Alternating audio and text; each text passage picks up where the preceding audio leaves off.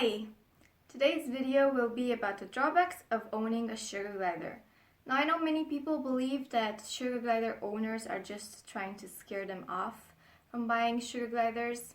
At least I've been told so a couple of times. It's really not true. I'm going to try to state the facts why a sugar glider might not be the right pet for you.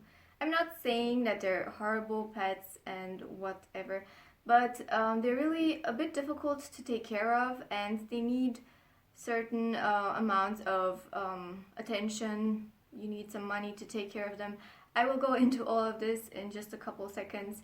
But the reason why I'm making this video is because I see so many people trying to rehome their gliders in the glider community, and it's really sad because if you do your research properly before you purchase them, then you probably are not going to need to rehome them.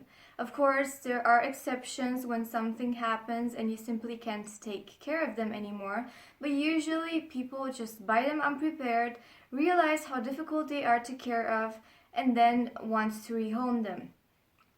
So hopefully this video will help you make the right decision. The first important thing you have to take into consideration is, of course, money. You need money to purchase them, you need money for the cage, you need money for their food.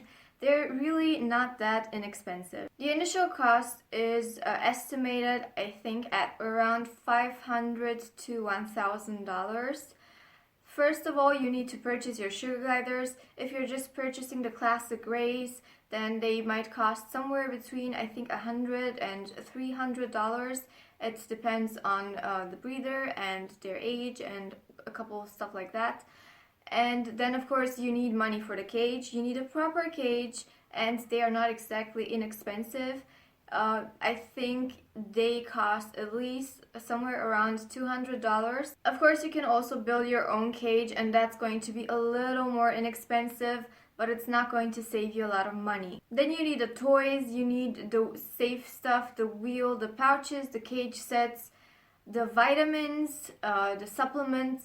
In case you didn't know this, then I'm telling you now, a DCN, which would be, in my opinion, the smallest cage you should go with for a pair of sugar gliders, I think it costs around $200 including shipping, or even a bit more expensive. It depends if they're on sale or not. You could purchase an even bigger cage, then that would be great, but you need to take into consideration that at least $200 you will pay on the cage alone. Then you need the cage set, and usually they cost around $30, $40, $50 or more dollars. It depends how big they are, how many pieces. I recommend you purchase from an approved vendor because you don't want to risk your sugar gliders getting their nails caught in the stitching or something like that. They cost some money too. You will need toys. Usually you can purchase them pretty inexpensive from second-hand shops, Goodwill or something like that. So they're not really that expensive, but it's really addicting to purchase toys for your sugar gliders, so you will probably spend quite some dollars on them as well. The food and the supplements also cost a little bit. The supplements you will only have to purchase once, and you will have that for 1 to 2 years depending on how much you purchased and how many gliders you own. The initial cost for supplements is somewhere around $40, $60, I would say. Of course, it depends on the diet you're using and what you need for that diet. But you will have these things for quite a while, so that's not that bad. After picking the right staple diet for them, you have the list with the supplements you need to purchase. And then, of course, you need to purchase fruits and vegetables for every batch you make. These are really not that expensive, but they cost a little bit more than pellets or instant food, which I do not recommend you feed them on a daily basis. I have pellets as well in my cage. I'm not saying I don't, but I only leave them in during the day in case they get peckish. The initial cage setup and sugar gliders you will purchase cost around $500 plus. In case you're interested, and please understand I'm not trying to brag, I have been asked this question quite a few times. My cage cost 700 euros, and then I paid for my sugar gliders around 400 euros including shipping. I purchased quite a few supplements for them because I've tried quite a few staple diets, but they didn't like them. So I paid a bunch of money for supplements that I didn't use in the end, or I used for a couple weeks or months, but then I had to throw it all out, or most of it, not all of it. And then I purchased toys and material for their cage sets and whatnot, so that cost me a bit as well. Let's not forget about the pellets that you need to put on the bottom tray, or in my case I'm just using fleece blankets, but many people prefer to use pellets instead. They cost something as well. They're not really that expensive, but depending on your cage size and on how often you clean the cage, that's going to cost a bit as well. In my opinion, one of the most important things you have to keep in mind when purchasing a sugar glider is the cost of taking them to a vet. Emergencies happen and you want to be prepared. A good vet is not only very difficult to find, they will cost some money as well. So you want to make sure that you have some money put aside for them just in case anything happens. And that money, I mean something like $500. You may never need to use it. Well, that would be great, but if you need to use it, then you will have it. Only a couple days ago, I had to take Dobby to the vet, and the vet visit, all the tests they've done, the medicine I purchased, it cost me €250. Do I regret it? No. Would I do it again? Of course. It's important to me that he lives a healthy life, so I don't mind paying for it. But what would have happened if I didn't have the money? So you want to make sure that you have something put aside for the sake of your gliders in case something happens. It might be a small thing, you don't know, but you want to make sure that you have the possibility to take them to a vet and to pay for that vet. If at this point you have decided that this is too much money, then you might want to look into purchasing a different pet. Then of course we have their diet. Their diet is really not that difficult to make, but it is time consuming. You need to take around 1 to 2 hours of your time once a month or once every couple months just to prepare everything and freeze it all. Or of course you could just make it fresh every day, but that's going to take 10 to 15 minutes as well. They need a specific diet. You can't just purchase something from the pet store. You can't just give them pellets every time or a slice of apple or whatnot. It's really not enough. They need a good diet and they need their supplements, and it's important because that way you can ensure that they will live a long and happy life. Another thing regarding their diet is they need to eat live insects, or they don't need to eat them, but they should. They eat live insects in the wild as well, and you should feed them mealworms, superworms, waxworms, maybe crickets. I prefer not to, and stuff like that. If you're squeamish, then that's going to be a bit of a problem. Most gliders don't really like the dried worms, and I think that they are really empty calories, so I don't give it to them. So you need to prepare yourself to feed them live insects at least every now and again, meaning a couple times a week. If you think you can't do that, then of course you need to look into getting a different pet. It's not like I'm saying that you're going to be a bad sugar glider parent. I will be honest with you, I feed them live insects and I only touch them with a fork. I am very squeamish myself, but for the love of my gliders, I got over it and I just take them out with the fork, and that's how I feed them. Then we have the cage. You don't only need a big cage, you also need the space inside of your home for that cage. You will need to clean that cage regularly, at least once a week or more often, or maybe every couple weeks is okay as well, depending of course on where you keep your cage. You will need to spot clean it. Gliders are really messy, so you have to invest some time in keeping that area clean. Then of course you also have to keep in mind that if you don't clean the cage regularly or too often, the gliders will start to smell, either because of their pee and poop everywhere or simply because they overmark their cage. That's also a possibility. And then of course there's a possibility that your cage will begin to rust eventually, and you will have to replace that as well. Sugar gliders live for quite a while, so it is really possible that you will have to replace their cage at least once in their lifetime. Smell might also be an issue. Sugar gliders are scent driven, so they will mark the area they live in. Of course, they will mark their cage and maybe their surroundings if they are allowed to play inside of the room or the house, I don't know. You need to also keep this in mind. If you mind the smell, then you should look into purchasing a different pet. That being said, if you're good with their cage hygiene, then the smell will not be that bad. As I have mentioned a couple times now, in my opinion, they smell like kittens, so it's really not that bad. But if you don't clean their cage for too long, then it's going to have a very intense smell to it. Sugar gliders are very messy. They will throw with food and with toys and sometimes even with poop inside and outside of the cage. So you have to clean that regularly as well. You will need a cage cover if you want to protect your walls. You will need a glider kitchen because, as I said, they like to play with their food a lot, and that's going to make cleaning of the cage easier on you. The walls, the carpet, the furniture, everything around the cage, you have to either protect or clean regularly. And one of the bigger issues people in the glider community have with gliders is they can't be potty trained. You have to get used to them peeing on you whenever they feel like doing it. I know some people have trained their gliders to pee on command. I know that in theory you could potty train them, but it's really not that easy, and of course you can't really predict when they have to go the next time, so eventually they will still pee on you. Some people also say that they will not pee where they sleep, so if they sleep on you, they will not pee on you.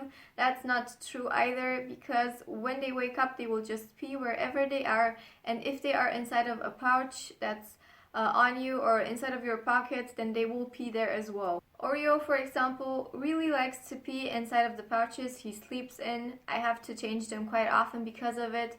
So no, that's not really true. They will pee where they sleep if they want to.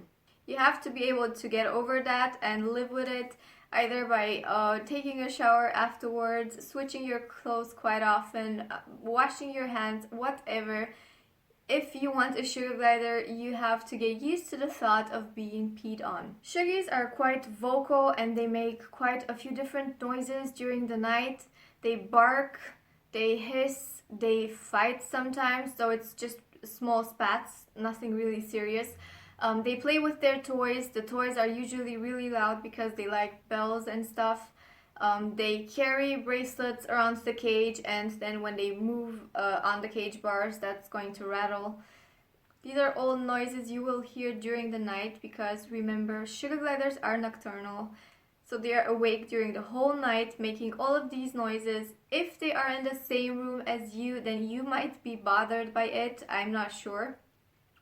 If you're a light sleeper, then I don't think you should keep them inside of your room.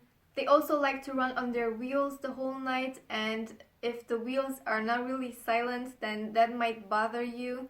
I have stealth wheels. They are really silent, so that's really not an issue for me. In the wild, sugar gliders produce offspring once a year, but in captivity, due to great living conditions, they can have babies up to 4 times a year. So please be prepared to neuter your male sugar glider. All over the internet, you will see videos of very cute sugar gliders cuddling with their owners and just being really sweet. Keep in mind, they don't come to you that way usually, and some of them never get to that point. It always depends on their personality. Some of them are easier to bond with and to tame than others. Daisy and Nala are not as easy to handle as Oreo and Dobby, and that has nothing to do with their gender, but with the fact that Daisy and Nala have not really been socialized as babies. Of course, with proper bonding, they have gotten pretty tame as well, but they are by far not as sweet as cuddly as Oreo and Dobby are. Keep in mind that not every glider will bond to you. It depends on their personality and not on their age, as many tend to believe. I got Daisy and Nala as babies, and they are not as bonded to me as Dobby, who came to me at 13 years old. So it's really something you have to think about before purchasing them. It's possible that they will never bond to you. The possibility is really small, but it is still there. And the question is, will you be able to live with that, or will you decide to rehome them? Let's not forget the fact that they have teeth, so they will bite, especially in the beginning when they come to you and they don't know you. They will probably be very scared of you and bite. They will scratch. You can trim their nails as often as you want to. Sometimes they will still scratch your skin. I have Dobby and I trim his nails every week and he still scratches me a lot. I'm not sure if you can see this on camera, but I'm going to try to show you a couple scratches I have from Dobby.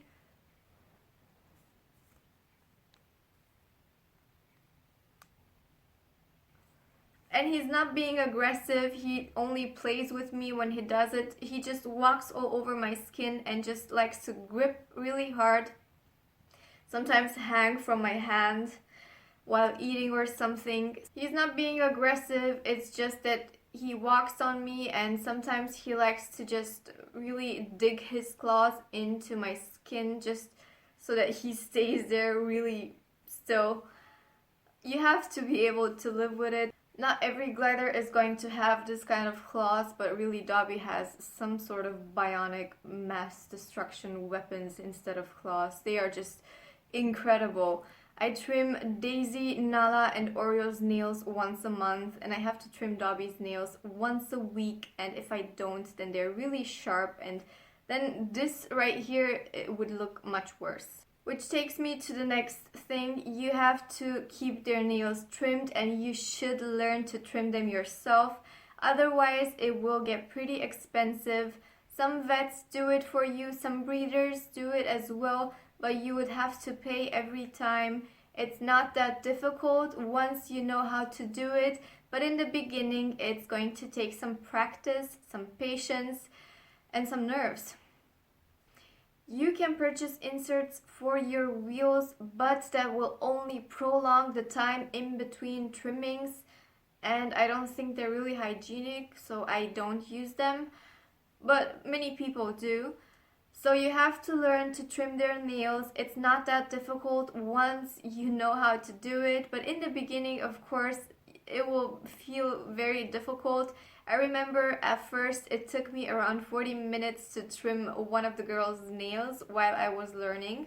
Since we were just talking about different personalities and difficult personalities, keep in mind that if you want to introduce new gliders to an existing colony or even just one glider to another glider, they might not like each other and it might be difficult. You have to do introductions, and as I have mentioned in a different video, if you want to watch it, that's not that easy either. Sometimes they click from the very beginning, but most of the times they really don't. Keep that in mind, that you also have to be prepared for doing intros if you want to expand your glider family. Another thing to keep in mind is Shiggies will not make good pets for small children because small children won't really know how to handle them. Shiggies are really time consuming, as you might have noticed. You need to clean their cages, you need to prepare their diet, and you need to spend time with them bonding. You don't have to bond with them, but if you want to have them bonded to you, then you will have to spend quite some time every day or every other day bonding with them. If you think you don't have the time, then please consider purchasing a different pet. To add on top of that, they also live pretty long for such small animals. They live up to 15 years, so you have to be prepared to do all of this for a really long time.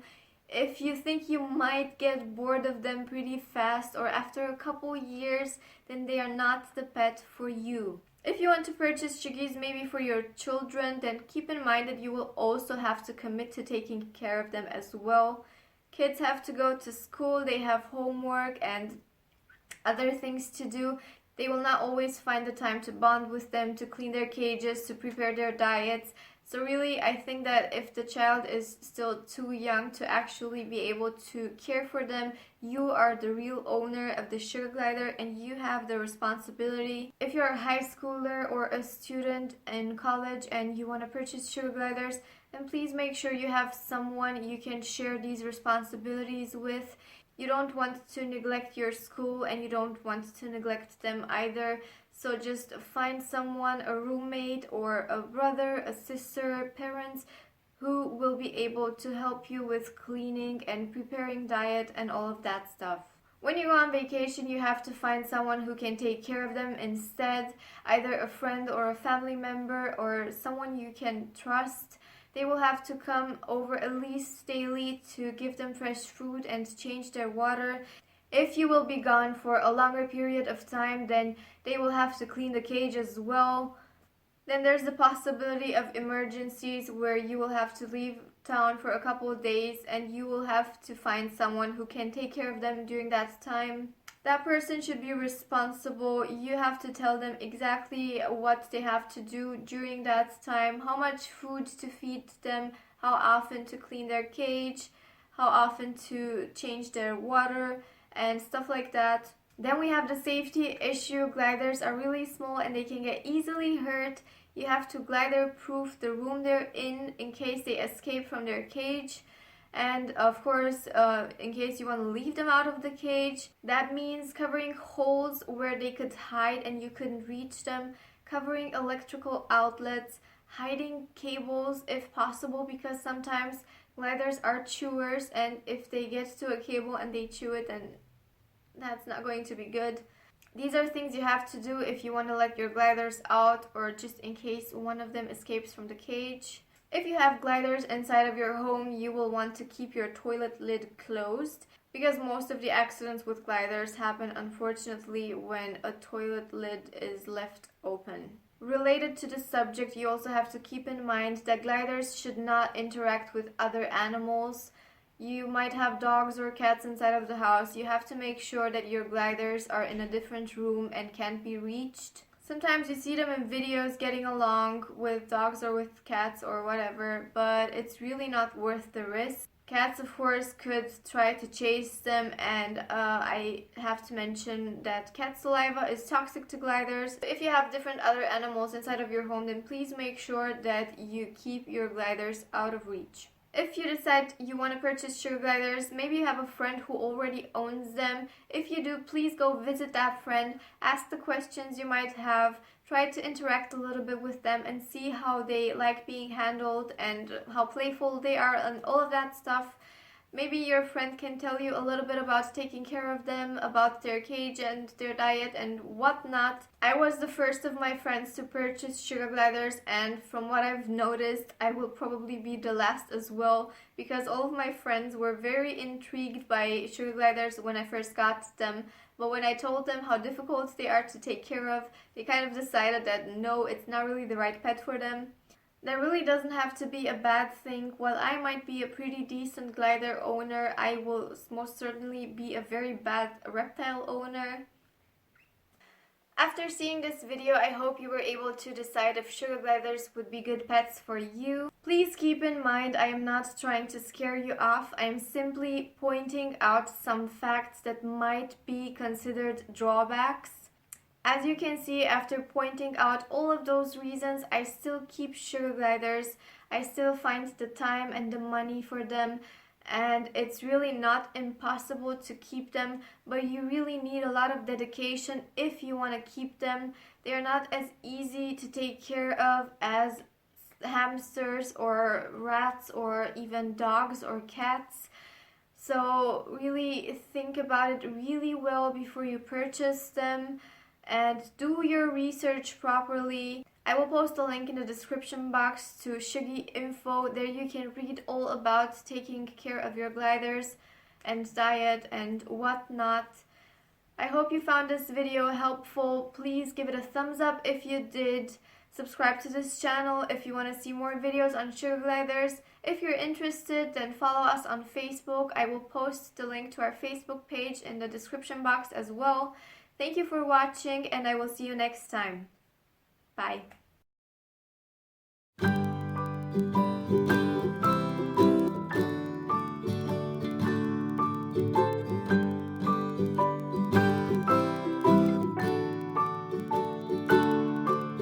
Rock-a-bye, baby.